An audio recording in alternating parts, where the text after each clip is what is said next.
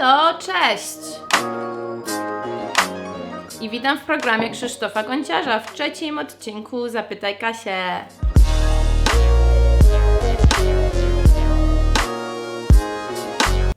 To ja. Okej, zaczynamy. Kamil Głowienka. Co sądzisz o wyniku wyborów w USA? Czy jesteś zadowolona, czy wręcz przeciwnie? Jak sądzisz, jakie może mieć to konsekwencje?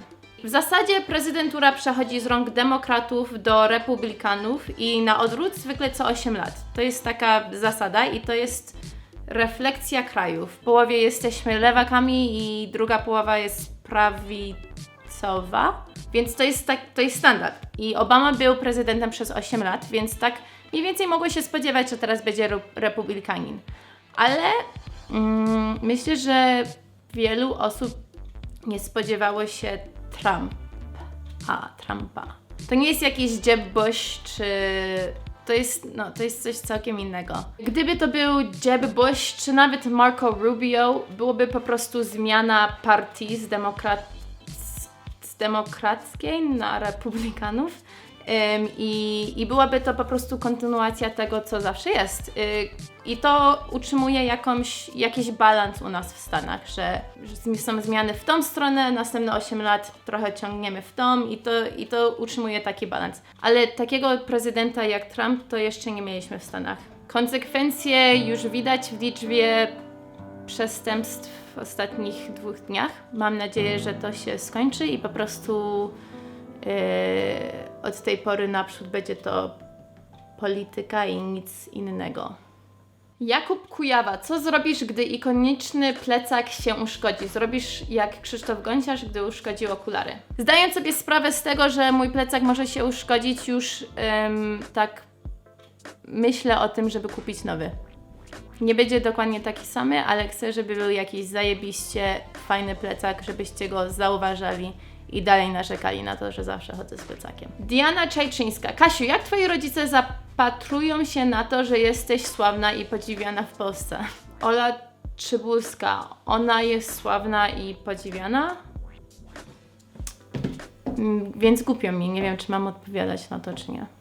Katarzyna Perduta. Czy czujesz, że twój język polski w jakimś stopniu poprawi się w trakcie pobytów tutaj? Najbardziej odczuwałam to, że mój język się poprawia między początkiem vlogów po polsku, a tam kilka miesięcy później. Wtedy najbardziej odczuwałam to, że mi się poprawia. Teraz, że jestem w Polsce, dalej mi się poprawia, ale to jest tak bardziej takie strojenie języka niż tam jakiegoś nabywania słownictwa, tak jak z początku. Jak czytałam komentarze, to wtedy o wiele więcej mi się tak przypominało i wsiadało. Ale dalej się uczę. Ale chodzi mi o to, że po prostu nie odczuwam to tak bardzo teraz, jak odczuwałam kilka miesięcy temu. Paulina Oparcik. Kasiu, wolisz psy czy koty?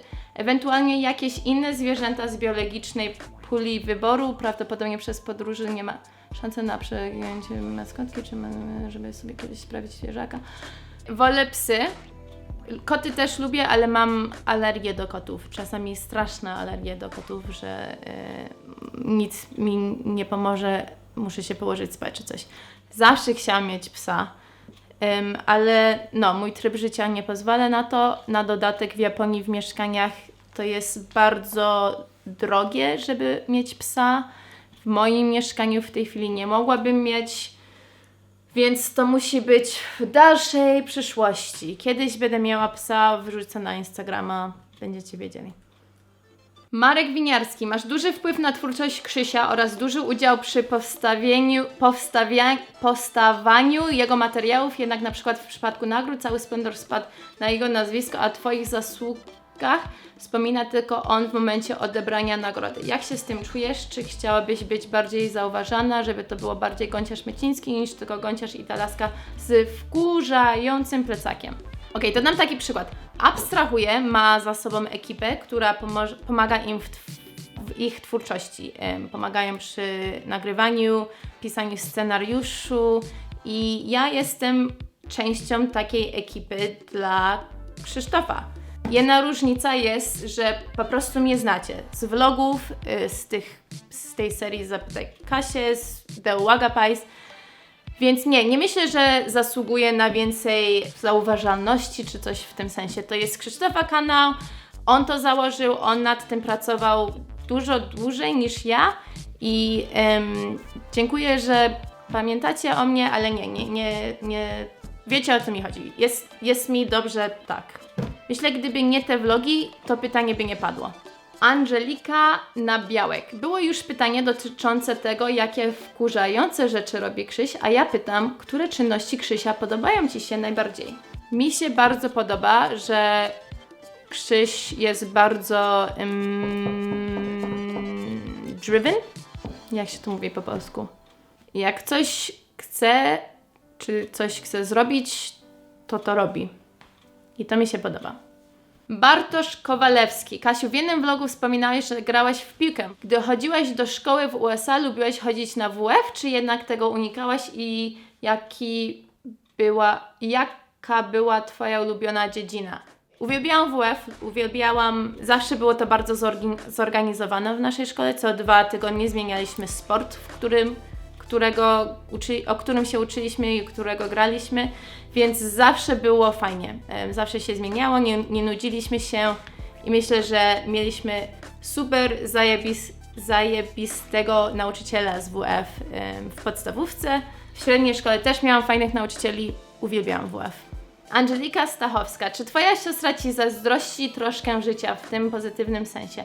Ty ciągle gdzieś jesteś, robisz fajne rzeczy, rozwijasz się, a ona ma spokojne rodzinne życie, mąż i dzieci. Poza tym umiesz język polski lepiej od siostry, że ona Ci zazdrości troszkę.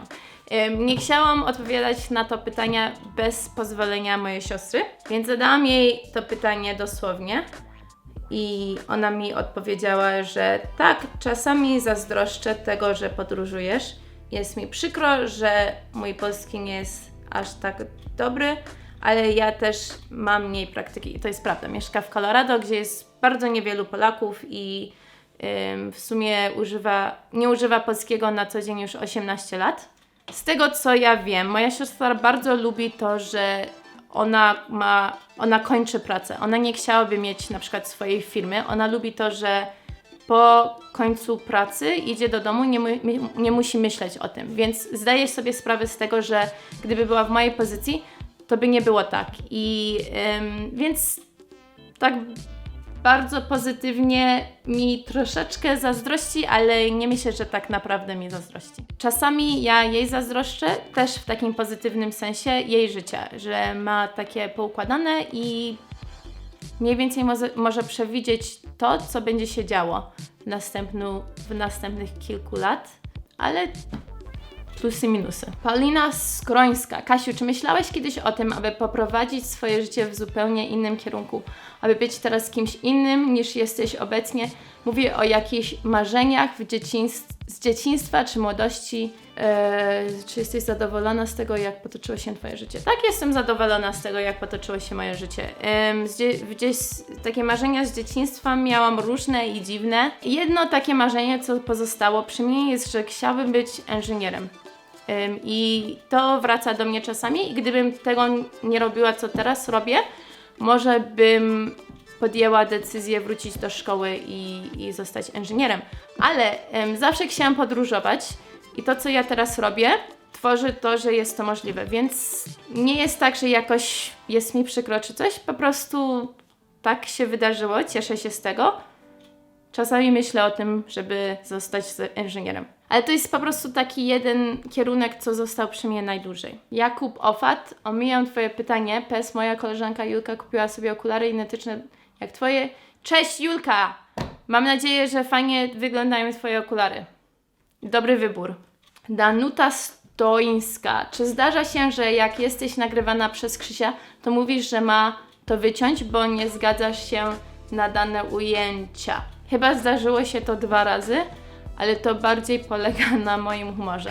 2 razy po prostu stwierdziłam, nie chcę być w filmiku, wytnij to, bo miałam zły humor.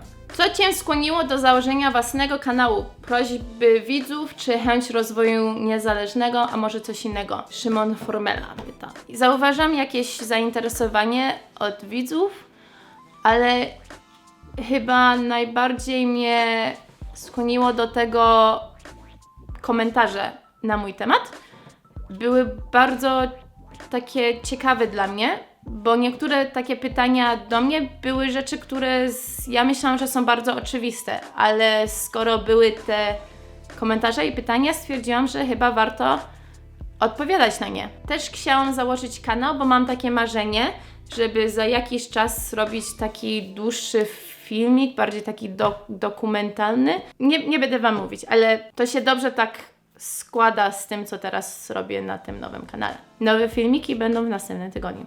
Kuba Orłeś. Czy osoby takie jak Ty, wychowane w mniejszości narodowej, posiadające wiele obywatelstw, nie mają problemów z określeniem swojej tożsamości narodowej? Myślę, że nie. Myślę, że myślimy nad tym często i jesteśmy czasami pewni, jak to określić, ale że nie, że mamy jakichś problemów. Myślę, że większy problem jest z drugiej strony. Jak ktoś pyta i nie zgadza się z Tobą i nie chce odebrać tego, co Ty mówisz. Myślę, że w tym jest większy problem niż tak sam od siebie czy od takich osób jak ja. Ja nie mam problemu z tym w ogóle. Chyba będę więcej poruszać ten temat na moim kanale w następnych kilku tygodniach. Łukasz Rabczewski. Co takiego zrobił Krzysztof, że go polubiłeś? Bo przecież dobrego pierwszego wrażenia nie zrobił na Tobie. Po prostu wracał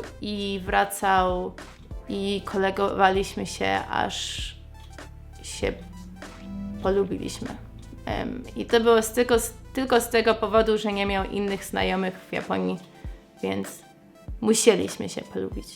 W sumie ja nie musiałam, ale on chyba musiał, bo nie miał nikogo innego.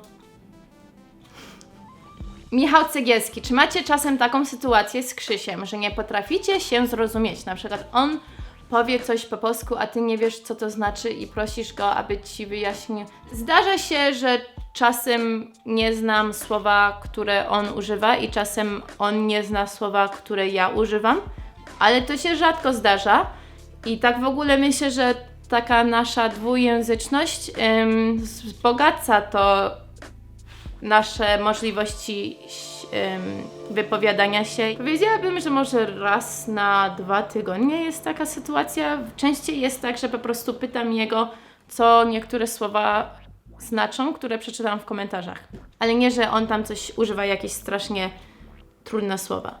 Michał Edward Gmys. Podobno w Japonii nie ma kałuż, nawet gdy mocno pada. Czy to prawda? Nie. To nieprawda. Nie wiem, skąd ta informacja. Okej, dziękuję Wam za oglądanie mojego Q&A.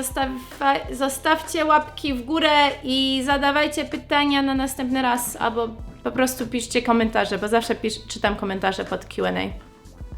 Pod swoim Q&A. Paulina Oparcik. Kasiu, wolisz... Pa, pa!